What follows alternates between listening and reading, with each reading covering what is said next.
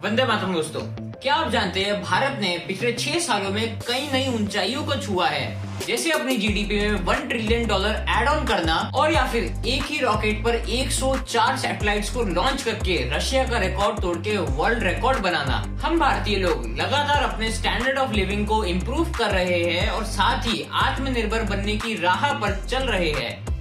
लेकिन अगर मैं आपको ये बताऊं कि ये सभी डेवलपमेंटल प्लान्स और स्ट्रेटेजीज जो मोदी गवर्नमेंट यूज कर रही है, ये सभी एक किताब से कॉपीड है और इस किताब ने हमारे एंसेस्टर्स को इकोनॉमिक्स और मिलिट्री के मामले में भारत को एक सुपर पावर बनाया था। और आज हम भारत के सबसे बड़े और पुराने किंगडम की known as the Maurya empire के बारे में बात करेंगे। चंद्रगुप्त मौर्य और Chanakya Kautilya were the ones जिन्होंने 323 बीसी में मौर्य एम्पायर की शुरुआत करी थी। Both of them did so many exemplary works कि हम भारतीय आज भी उनको और उनकी स्ट्रेटेजीज को फॉलो कर रहे हैं। और फिर चाणक्य ने इसे अपनी बुक द अर्थशास्त्र में लिख दिया ताकि आगे आने वाली जनरेशंस को अगर जरूरत पड़े तो वो इन स्ट्रेटेजीज को फॉलो कर सके। और नेक्स्ट 2 मिनट में मैं आपको विद टाइमलाइन मौर्य एम्पायर के सभी मेजर इकोनॉमिक इवेंट्स बताने वाला हूं।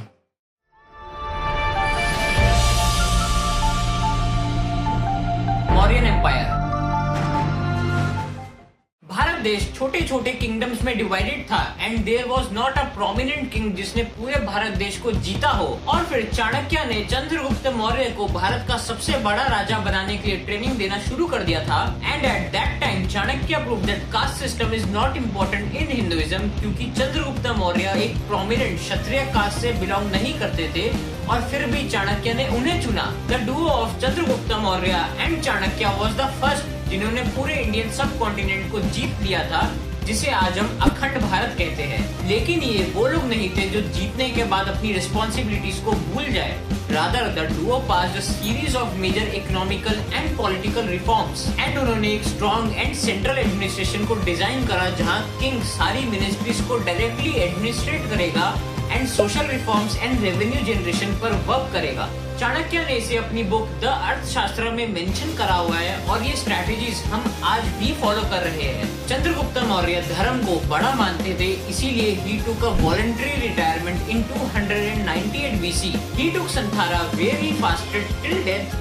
This is a way to receive a moksha in Jainism. Maurya empire में और भी कई बड़े राजा थे, जैसे चंद्रगुप्त के बेटे बिंदुसारा और उनके ग्रैंडसन द ग्रेट अशोका, जिनको हम चक्रवर्ती सम्राट अशोका भी बोलते हैं, which means the one who conquered all the 4 directions. उनके राज में अखंड भारत अपनी सबसे हाईएस्ट पीक्स पर था, जहां आज के देश पाकिस्तान, अफगानिस्तान, ईरान, नेपाल, भूटान, बांग्लादेश और चाइना के कुछ हिस्सों तक उनका साम्राज्य फैला हुआ था। And in the timeline of these 150 years, Bharat saw an uprise in the terms of economic and military reforms. So let me tell you some of the strategies जो हम भारतीय आज भी मौर्य एम्पायर की ही यूज कर रहे हैं। चंद्रगुप्त मौर्य ने सिंगल करेंसी सिस्टम पूरे भारत में इम्प्लीमेंट करा था, जिससे ईज ऑफ ट्रांजैक्शन हो सके। Something like shifting towards the digital payments after demonetization. Farmers were freed of tax and crop collection by the regional kings. इसकी जगह nationally administered strict but fair tax system को शुरू करा। Can we call it the modern day GST system? उनका main focus diplomatic relations को improve करना था with the Huns and the Aryans, the 2 most powerful kingdoms in their time, and converting it into a export-oriented relation.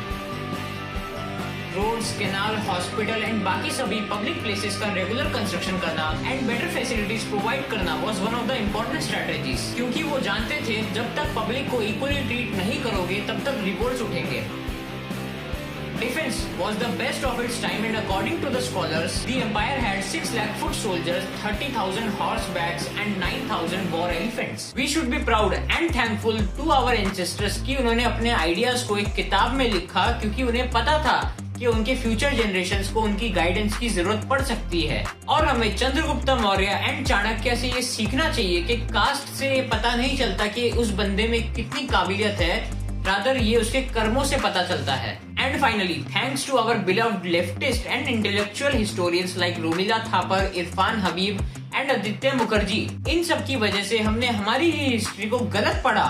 These are the writers जिनकी history books हमने और आपने और सभी ने पढ़ी है एंड इनके हिसाब से भारत में मराठाओं से ज्यादा मुगलों का कंट्रीब्यूशन है। इन राइटर्स के हिसाब से तो ब्रिटिशर्स की ही वजह से भारत में कास्टिज्म कम हुआ। और अब कुछ लोग इनकी राइटिंग्स पर बेनिफिट ऑफ डाउट लेकर ये क्वेश्चन कर रहे हैं कि Chanakya was a supporter of monarchy and उनको एज एन आइडल के रूप में देखना is not fair to our democracy. Yes, Chanakya was a supporter of monarchy, लेकिन उस टाइम पर कौन सा देश था जो डेमोक्रेटिक था? कोई भी नहीं। और आज भी पूरे विश्व की सबसे डेमोक्रेटिक कंट्री हम है, क्योंकि हमने आज तक किसी की अभिव्यक्ति की स्वतंत्रता यानी फ्रीडम ऑफ स्पीच पर रोक नहीं लगाई। लेकिन कब तक ये हमारी हिस्ट्री के साथ ऐसा खेल खेलते रहेंगे?